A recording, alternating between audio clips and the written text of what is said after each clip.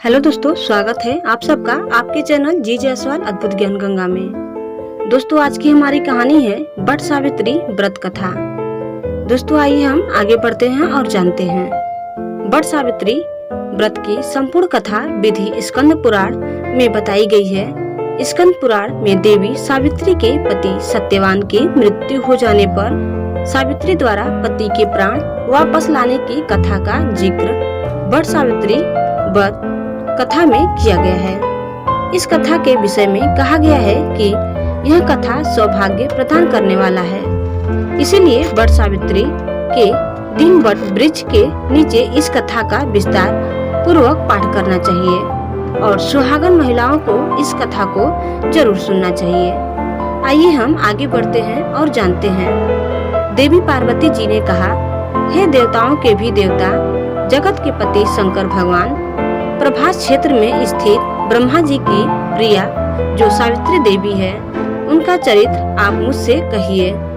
जो उनके व्रत का महात्म्य हो और उनके संबंध का इतिहास हो एवं जो स्त्रियों के प्रतिव्रत्य को देने वाला, सौभाग्यदायक और महान उदय करने वाला हो। तब शंकर भगवान ने कहा कि हे महादेवी, प्रभास क्षेत्र में स्थित सावित्री के असाधारण चरित्र को मैं तुमसे कहता हूँ। हे महेश्वरी सावित्री, स्थल नामक स्थान में राजकन्या सावित्री ने जिस प्रकार से उत्तम वट सावित्री व्रत का पालन किया। मद्र देश में एक धर्मात्मा राजा रहा करते थे, जो सभी प्राणियों के हित में तत्पर रहा करते थे। उसका नाम अश्वपति था।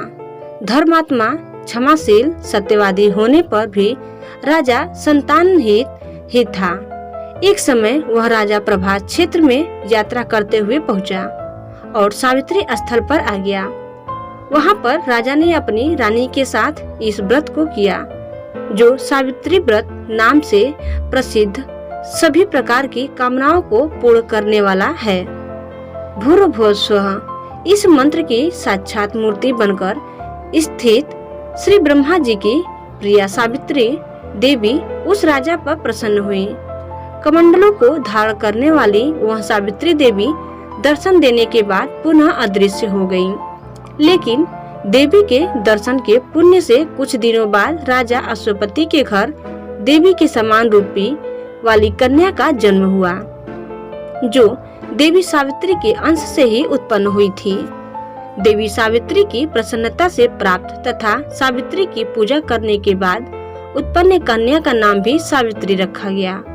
वह राजकन्या देवी लक्ष्मी के समान शोभित होती हुई बढ़ने लगी और धीरे धीरे सुकोमल अंगों वाली वह कन्या यौनावस्था को प्राप्त हुई। नगरवासी उस कन्या को देखकर यही समझते थे कि वह कोई देव कन्या है। कमल के समान विशाल नेत्रों वाली एवं तेज से अग्नि के समान प्रज्वलित होती हुई वह सावित्री महर्षि भृगु द्वारा कहे हुए सावित्री व्रत को करने लगी। लक्ष्मी के समान सुशोभित वह कन्या एक दिन देवी सावित्री की पूजा के बाद पिता पास खड़ी हो गई। उस समय पुत्री की युवा अवस्था को प्राप्त हुई देखकर राजा ने मंत्रियों से सलाह किया कि इसके बाद राजा ने सावित्री से कहा, हे पुत्री, तुम्हें योग्य वर को देने का समय आ गया है। मुझसे कोई तुम्हें मांगने के लिए भी नहीं आता और मैं भी विचार करने पर तुम्हारी आत्मा के अनुरूप वर को नहीं ला पा रहा हूँ। अतः हे पुत्री, देवताओं के निकट मैं जिस तरह से निंदनीय न हूँ वैसा तुम करो। मैंने धर्मास्त्र में पढ़ा और सुना भी है कि यदि पिता के गृह में रहती हुई विवाह के पहले ही जो कन्या रजो धर्म से युक्त हो जाती है, उसके पिता को बड़ा पाप लगता है। इसीलिए हे पुत्री, मैं तुमको भेज रहा हूँ कि तुम स्वयं ही अपने योग्य वर ढूंढ लो। वृत्त मंत्रियों के साथ शीघ्र जाओ और मेरी बात को मानो। इसके बाद जैसा कहते हैं वैसा ही होगा। ऐसा कहकर सावित्री घर से निकलकर राज ऋषियों के साथ तपोवन की ओर चल पड़ी और वहां पहुंचकर माननीय वृद्ध जनों को प्रणाम करके सभी तीर्थों और आश्रमों में जाकर पुनः मंत्रियों के साथ सावित्री अपने महल को लौट आई। यहाँ सावित्री ने पिताजी के साथ देवर्षि नारद जी को बैठे हुए देखा। आसन पर बैठे हुए नारद जी को प्रणाम करके मुस्कुराती हुई जिस कार्य के लिए वन में गई थी सारी बातें कहने लगी। सावित्री बोली, हे नारद जी, सालोदेव में धर्मात्मा द्युमत्सेन नाम से विख्यात एक क्षत्रिय राजा है जो दैव योग से नेत्रहीन हो गए हैं। रुक्मी नामक उनके नाम उनके एक सामंत ने उनसे राजपाट छीन लिया है और वह अपने पुत्र और पत्नी के साथ वन में रह रहे हैं। उनका पुत्र सत्यवादी और धर्मात्मा है। उसे ही मैंने मन में पति रूप में वर्ण किया है। नारद जी सावित्री के वचनों को सुनकर बोल पड़े, हे राजन, सावित्री ने यह बड़ा कष्टप्रद कार्य कर डाला। बाल बुद्धि होने से इसने केवल गुणवान समझकर सत्यवान को वर्ण कर लिया। सत्यवान मिट्टी के घोड़े बनाता है और घोड़े का चित्र भी बनाता है, इससे उसे चित्रार्थ भी कहते हैं। सत्यवान दान और गुण में रंती देव के ईश के समान है। ब्राह्मणों की रक्षा करने वाला और सत्यवादी है। राजा ययाति के समान उदार, चंद्रमा के समान प्रिय लगने वाला, रूप में दूसरे अश्विनी कुमार के समान और धूमत्सेन के समान बलवान है। लेकिन उसमें केवल एक दोष है, दूसरा कोई नहीं कि सत्यवान आज से ठीक 1 वर्ष पर क्षीणायु हो जाने से देह त्याग कर देगा।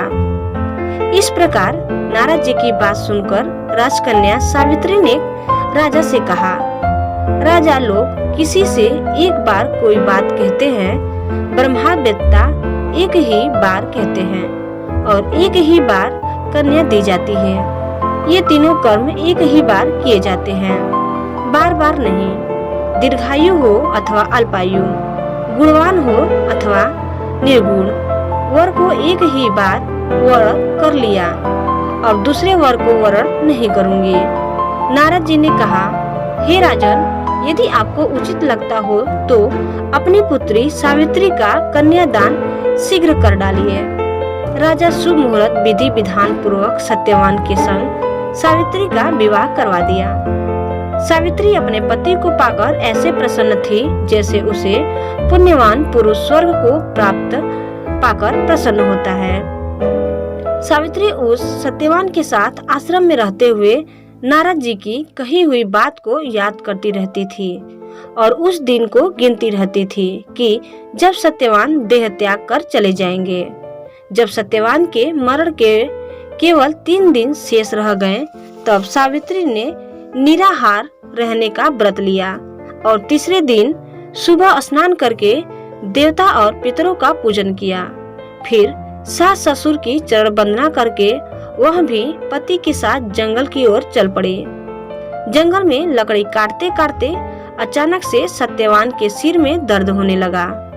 सावित्री ने कहा कि आप कुछ देर मेरी गोद में सिर रखकर सो जाइए, फिर हम आश्रम की ओर चलेंगे। जैसे ही सत्यवान सावित्री की गोद में लेटे, वैसे ही सावित्री ने देखा कि सावले पिंगल वड़ वाले किरीटधारी पीत वस्त्र पहने हुए साक्षात सूर्य के समान उदित हुए पुरुष उनके सामने खड़े हैं। सावित्री ने उन्हें प्रणाम किया और उनसे पूछा कि आप कौन हैं? इस पर यमराज ने कहा कि मैं सब प्राणियों के लिए भयंकर और कर्म अनुसार उनका उचित दंड देने वाला यम हूँ। सो हे पतिव्रता सावित्री, समीप में पड़े हुए तुम्हारे पति की आयु समाप्त हो गई है। इसे यमदूत पकड़कर नहीं ले जा सकेंगे, इसीलिए मैं स्वयं आया हूँ। ऐसा कहकर फांस के लिए हुए यमराज ने सत्यवान के शरीर से अनुष्ठ मात्र शरीर वाले जीवात्मा को बलपूर्वक निकाल लिया। इसके बाद यमपुरी की ओर चलना शुरू किया। सावित्री भी यम के पीछे पीछे चलने लगी। यमराज ने सावित्री से कहा कि कोई भी जीव बिना आयु समाप्त हुए यम मार्ग से नहीं जा सकता। सावित्री ने यमराज से कहा कि आप जैसे सज्जन पुरुष के साथ मैं चल रही हूँ, मेरे पति आपके साथ हैं, तो मुझे आपके साथ चलने में कोई शर्म और ग्लानि नहीं हो रही है। दूसरी बात, स्त्रियों के लिए इस पृथ्वी लोक में पति को छोड़कर कोई अन्य स्थान नहीं है, इसीलिए मैं आपका अनुगमन कर रही हूँ। सावित्री की मधुर बातें सुनकर यम ने कहा कि मैं तुम्हारी बातों से प्रसन्न हूँ, इसीलिए जो इच्छा हो वर मांग लो। सावित्री ने तब यमराज से अपना खोया हुआ राज्य, सास ससुर की आंखों की रोशनी और 100 पुत्रों का वरदान मांग लिया। अपने वरदान में जाल में फंसकर यमराज ने सत्यवान की आत्मा को मुक्त कर दिया और सावित्री को लौटा दिया। सावित्री पति के साथ अपने आश्रम लौट आई। सावित्री देवी का व्रत किया, जिसके प्रभाव से सास ससुर की आंखों की रोशनी लौट आई।